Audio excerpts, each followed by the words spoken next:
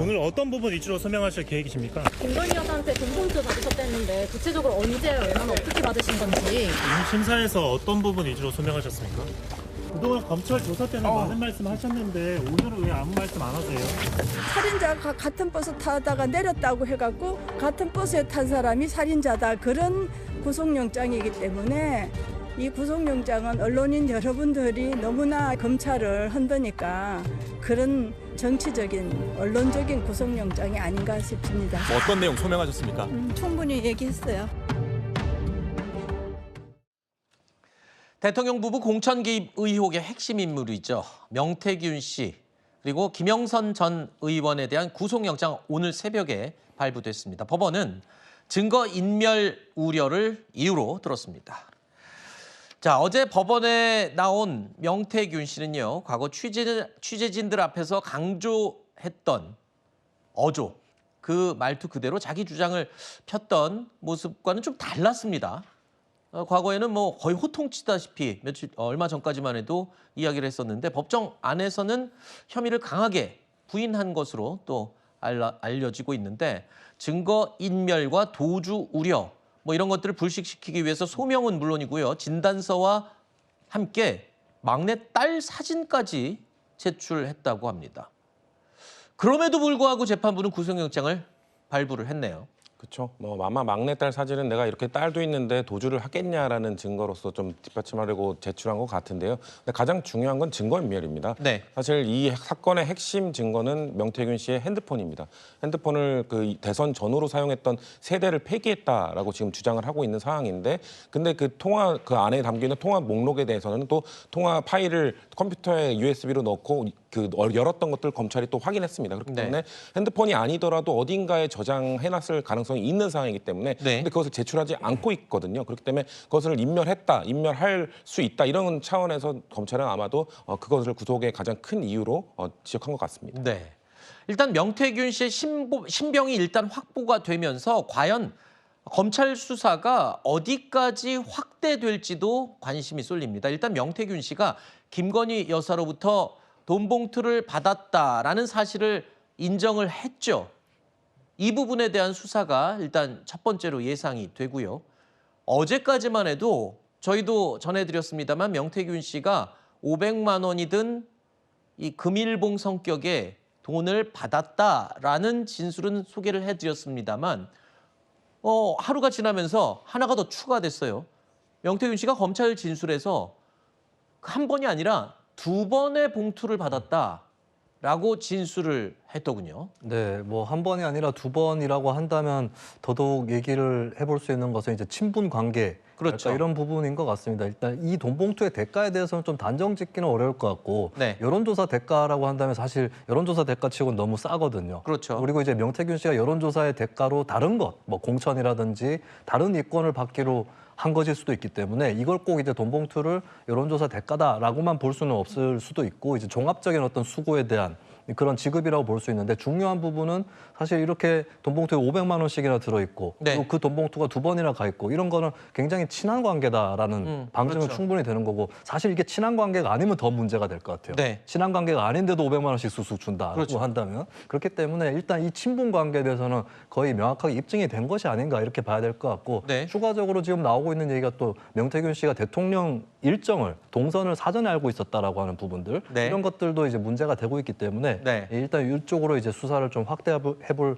단초는 충분히 될 것으로 보입니다. 지금 원래 첫 번째 이 알려진 코바나 콘텐츠라고 쓰인 돈 봉투, 이거는 명태균 씨가 자기가 원래는 안 쓰려고, 이 돈은 영광스러워서 안 쓰려고 놔뒀었던 그 봉투, 그리고 또 기념으로 사진까지 찍어놨었다라고 얘기하는 걸 보면 아까 말씀하신 대로 이 돈의 성격도 지금 중요하지만 그만큼 김건희 여사와 가깝게 지냈다라는 의미를 일단 부여할 수 있을 것 같고요.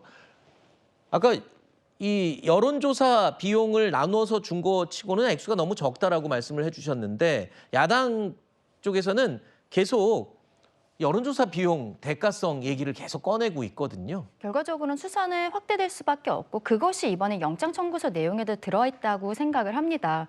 영장 청구서 내용에 보면은 그 명태균 씨가 어떤 대통령 내외와의 친분을 그 기화로 해서 공천의 대가로서 돈을 받았다라고 되어 있거든요. 그렇다면 명태균 씨는 실상 공천에 대한 권한이 있는 사람이 아닙니다. 전혀 심지어 당 외의 사람인 것이죠. 그러면 공천을 줄 수 있는 사람, 지금 거기에 대해서 대통령 내외가 입김을 행사했느냐의 문제도 있지만 이제 이준석 당시 그 국민의힘 대표와의 관계도 문제가 되고 있지 않습니까? 그리고 윤상현 의원이 당시에 공천관리위원장이기 때문에 지금 이 상황에 있어서는 이준석 대표와 윤상현 의원에 대해서는 아무래도 기본적으로는 참고인 신분으로라도 조사가 이루어질 것으로 보이고 이준석 대표 같은 당시 대표 같은 경우에는 밤 12시에 대통령은 김영선 의원에 대해서 경선으로 생각하고 있다. 뭐 이런 형태의 문자를 보낸 것이 지금 드러나지 않았습니까?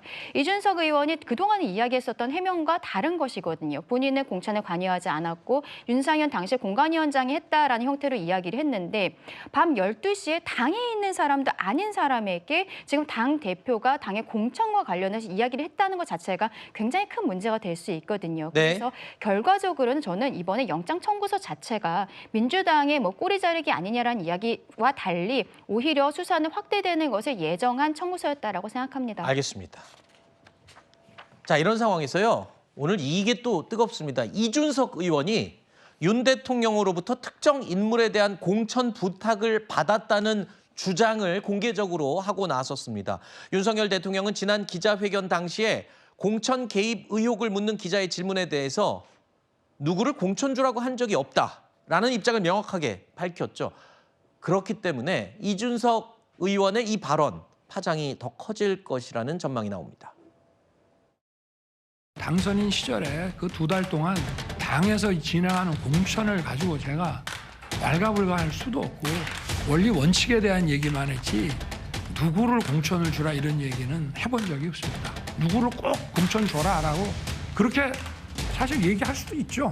그게 무슨 뭐 외압이 아닌 의견을 얘기하는 거지만 과거에도 뭐 대통령 얘기한다고 되는 것도 아니고 대통령께서 어느 도당위원장이 이준석이 말을 안 듣는다고 대통령에게 읍소해가지고 저한테 특정 시장 공천을 어떻게 해달라고 하신 적도 있고 그리고 또 서울의 어떤 구청장 공천을 지금 있는 사람들이 경쟁력이 없으니까 주는 게 좋지 않냐 이런 말씀하신 것도 있고 뭐 이런 거.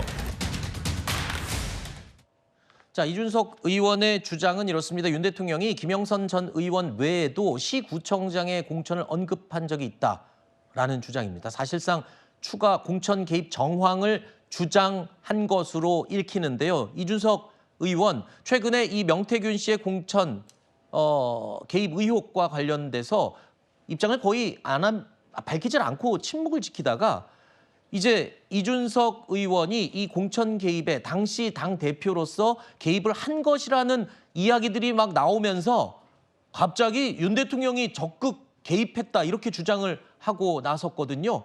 이거를 아까 들려드린 것처럼 윤 대통령의 나는 의견을 얘기한 거다라고 기자회견 때 말한 것처럼 의견을 얘기한 걸로 봐야 될지 이준석 의원이 주장하는 것처럼 공천 개입으로 봐야 될지 일단 그거부터 궁금합니다.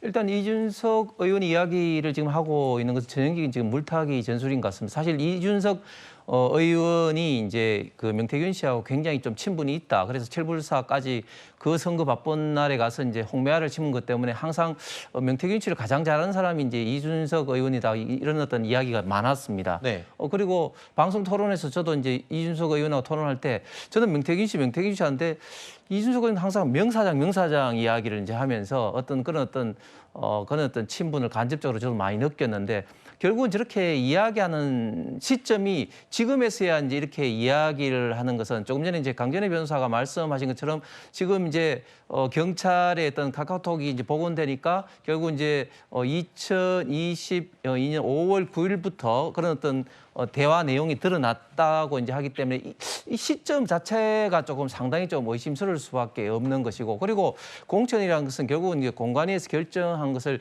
당 대표가 중심이 되는 최고위원회에서 최종적으로 의결을 하는 그런 어떤 메커니즘 절차를 거치기 때문에 결국은 만약에 공천 개입이 있다면 공관위와 그리고 최고위원회 당 대표에서 이루어지는 어떤 그런 것이지, 결국은 외부에서 이야기되는 것은 하나의 어떤 참고 사항에 저는 불과하다. 그렇기 때문에 지금 오히려 지금 이제 수사가 확대된다면 이준석 의원에게까지도 불똥이 튈 가능성이 저는 굉장히 좀 많다고 봅니다. 검찰에서는 일단 이준석 의원도 조사할 것을 검토하고 있다, 뭐 입장을 밝힌 바가 있습니다. 그런 정황들이 글쎄요, 이준석 대표로 하여금 저런 주장을 갑자기 쏟아내게 한 배경이 된 게 아닌가, 이런 해석들이 나오고 있죠. 자, 이준석 의원이 언급한 특정 시장 공천은 경북 포항시장이, 또 서울 어떤 구청장은 강서구청장이 구체적으로 거론되고 있습니다. 자, 이준석 의원은 추가로 안철수 의원 공천 관련해서도 언급이 있었다라는 주장까지 하고 나섰습니다. 이거는 일단 이준석 의원의 일방적인 주장입니다. 이 해당 내용들은 당사자들의 입장, 그리고 해명, 그리고 또 이 윤 대통령의 해명, 설명, 뭐 이런 것들이 좀 조합이 돼야 명확하게 알 수 있을 것 같습니다. 일단은 이 파장은 적지 않을 것으로 예상이 됩니다.